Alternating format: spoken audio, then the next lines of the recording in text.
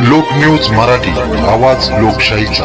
विटा शहरात आरोग्य सेवेचा विश्वासार्ह आधार आदिती मल्टी स्पेशालिटी हॉस्पिटल संचलित बंडगर हॉस्पिटल विटा, महात्मा फुले जन आरोग्य योजना, आयुष्यमान भारत व बांधकाम कामगार योजनेअंतर्गत शस्त्रक्रिया आणि उपचार पूर्णपणे मोफत, हाडांवरील सर्व प्रकारचे ऑपरेशन्स, वेदना निवारणासाठी ब्लॉक इंजेक्शन, डायलिसिस, मूतखड्यावरील सर्व प्रकारचे ऑपरेशन व उपचार, जनरल सर्जरी, अपेंडिक्स, हर्निया, मूळव्याधवरील ऑपरेशन व उपचार पूर्णपणे मोफत। सावरकर नगर, खानापूर रोड, विटा। संपर्क आपल्या स्क्रीनवर।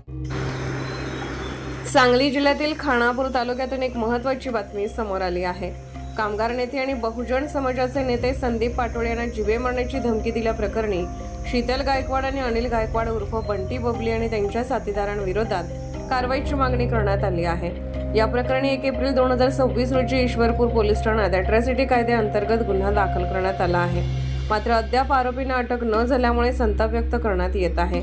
या पार्श्वभूमीवर डीवायएसपी कार्यालयात निवेदन देत संदीप पाटोळे यांना तात्काळ पोलीस संरक्षण देण्याची तसेच संबंधित आरोपींना लवकरात लवकर अटक करण्याची मागणी करण्यात आली आहे।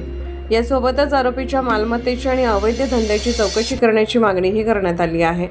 दरम्यान मागण्या मान्य न झाल्यास 10,000 कामगारांसह इस्लामपूर येथे मोठे आंदोलन छेडण्याचा इशारा देण्यात आला आहे। या घटनेमुळे परिसरात तणावाचे वातावरण निर्माण झाले असून पोलीस प्रशासन पुढे काय भूमिका घेणार याकडे सर्वांचे लक्ष लागले आहे।